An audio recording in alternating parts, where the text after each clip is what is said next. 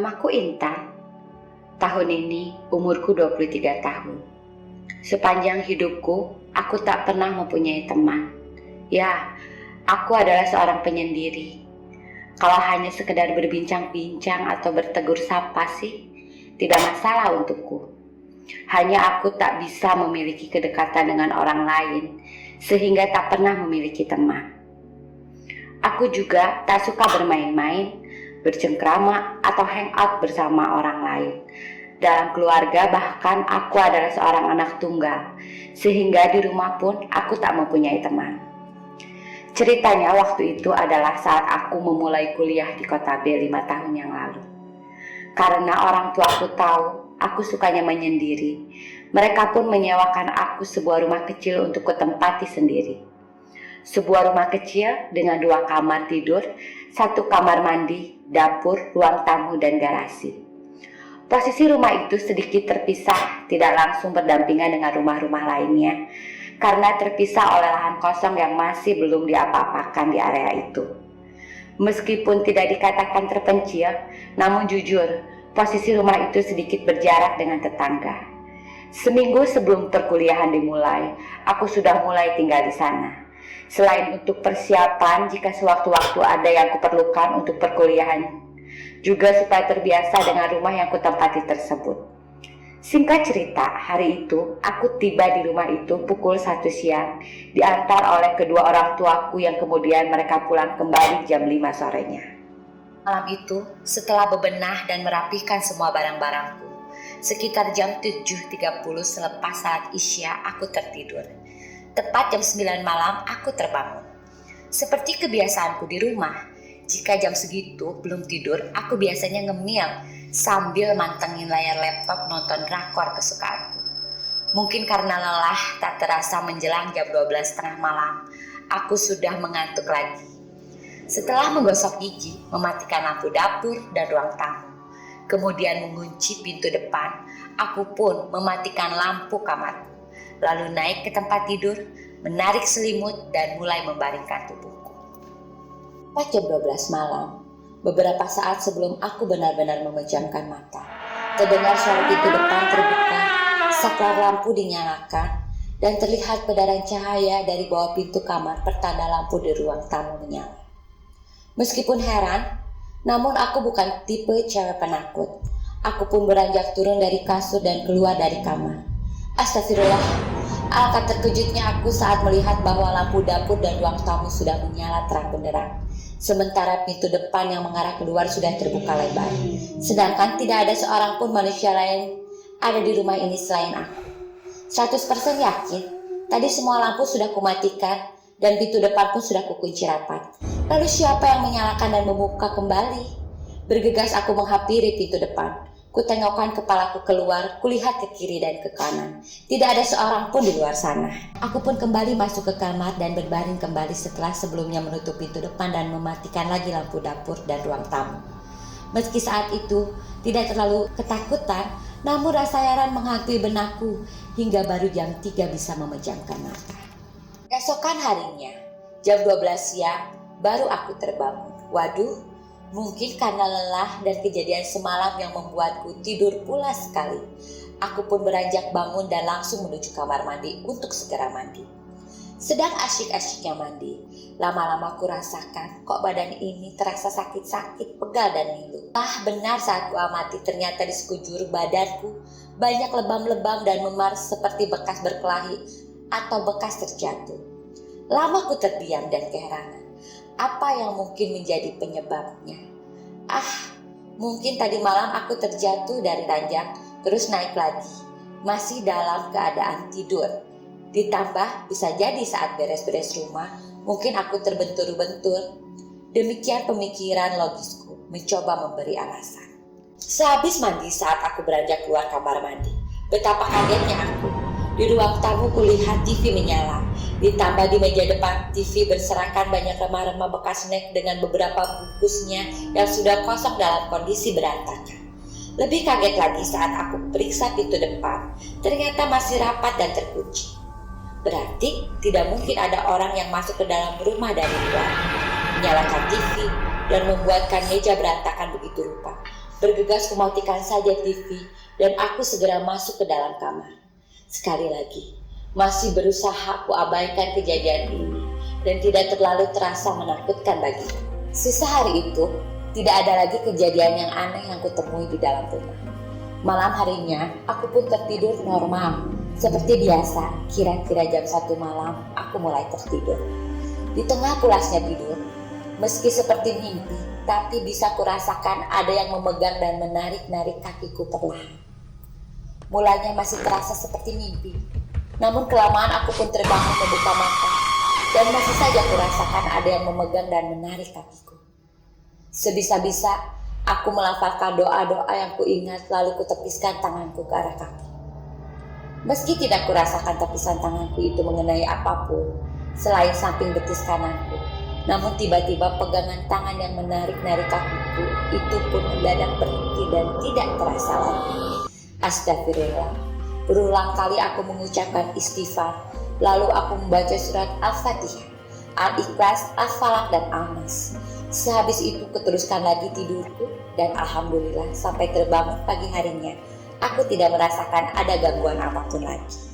Di hari ketiganya, mulai dari pagi sampai malam menjelang, tidak ada peristiwa apapun yang bisa disebut aneh atau tidak biasa di dalam rumah.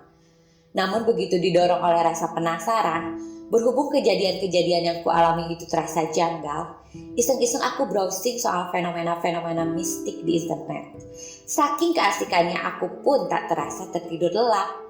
Beberapa jam kemudian aku terbangun. Kulihat di layar laptop yang masih menyala jam menunjukkan pukul 2 pagi. Segera kumatikan laptop dan menyimpannya di meja belajar.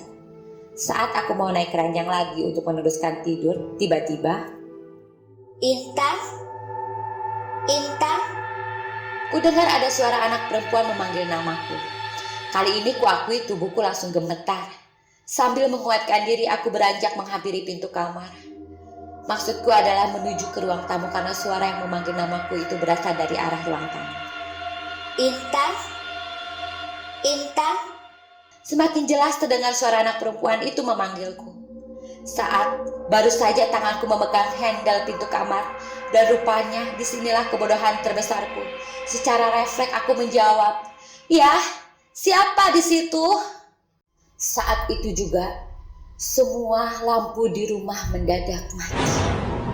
Suasana begitu hening sampai beberapa detik kemudian terdengar suara kencang, suara tertawa cekitikan anak perempuan itu.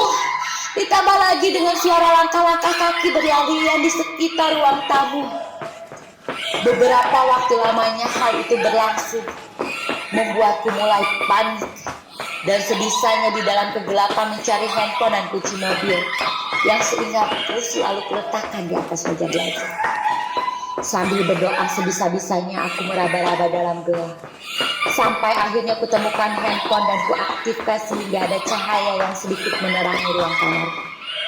Begitupun kunci mobil segera kumasukkan ke dalam saku piyama kenakan. Aku sudah bertekad akan keluar dan menjauh dulu dari rumah ini. Seketika itu juga mendadak suara-suara tertawa dan langkah-langkah kaki berlarian itu terhenti sehingga keadaan kembali hening mencekam. Namun setidaknya saat ini aku sudah menyalakan flashlight yang ada di handphoneku sehingga aku bisa menerangi langkahku yang hendak keluar dari kamar. Perlahan-lahan ku buka pintu kamarku. Astagfirullah. Kali ini tak bisa ku gambarkan kekagetanku akan kengerian yang nampak di depanku. Lampu ruang tamu tiba-tiba menyala kembali dan di sana di tengah-tengah ruangan persis di atas meja tamu, di sana ada terlihat seorang anak perempuan tergantung diikat seutas tali yang dililitkan pada rantai besi lampu gantung. Tubuh anak perempuan itu tampak sudah tak bernyawa, tergantung dan terayun pelan. Yang lebih mengerikan lagi adalah di bawahnya ada sosok seorang ibu memakai daster lusuh, berambut acak-acakan terdengar menangis sesenggukan dengan suara tangisan menyayat hati, sambil tangannya mencoba meraih-raih tubuh anak perempuan yang tergantung tak bernyawa tersebut. Darahku seketika terasa beku, lidahku keluh dan tenggorokanku tercekat. Mataku terpaku menatap pelengkap pemandangan horor di depanku itu. Lalu tiba-tiba si Ibu itu perlahan-lahan membalikan wajahnya ke arahku. Wajahnya dengan ekspresi yang bengis. Kulit muka pucat dan tatapan mata mencorong tajam menatap lekat ke arahku. Lalu bibirnya yang semula tanpa ekspresi itu perlahan-lahan membentuk sebuah senyuman. Mulutnya membuka dan tiba-tiba ia tertawa dengan keras. Tertawa dan terus tertawa dengan suara yang menunjukkan kebengisan kekecewaan. Sejenak aku makin ketakutan.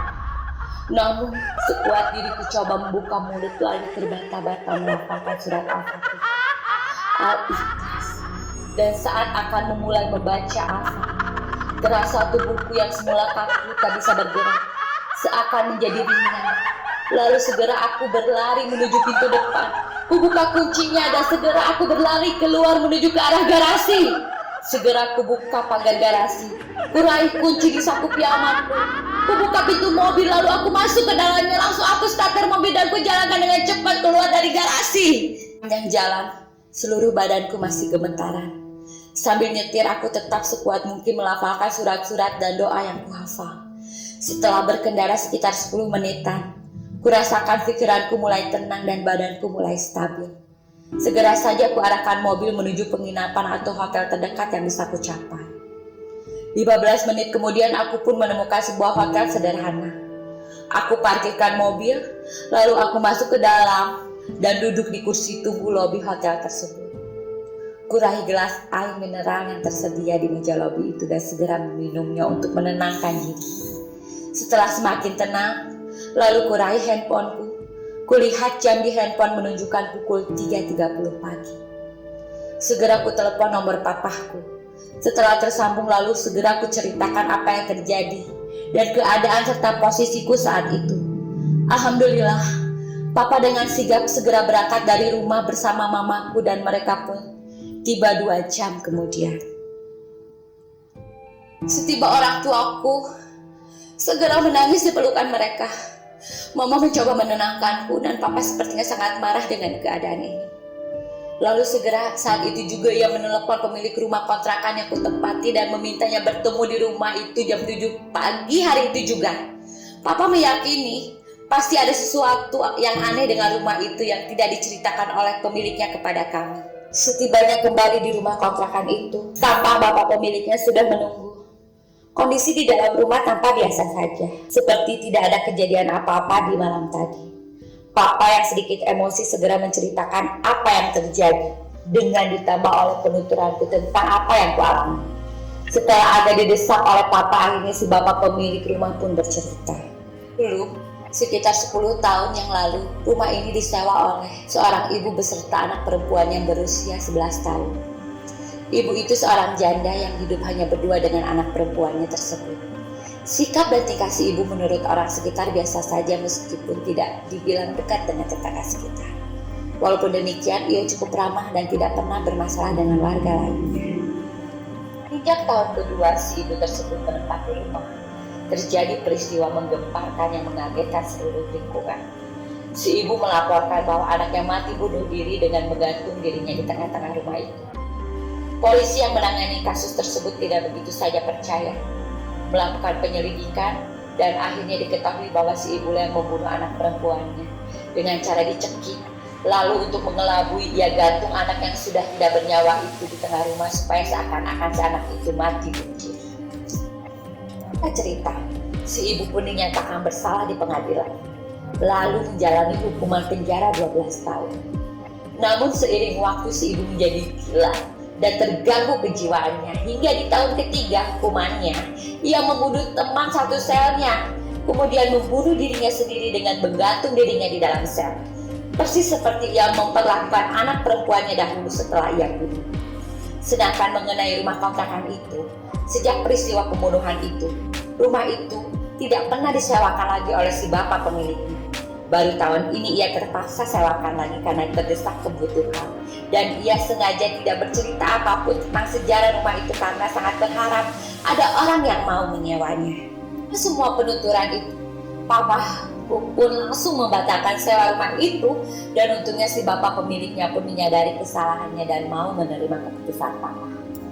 Aku pun akhirnya dicarikan lagi rumah kontrakan di tempat lain yang kutempati sampai hari ini. di mana aku sedang dalam proses menyelesaikan skripsiku dan menceritakan kisah ini.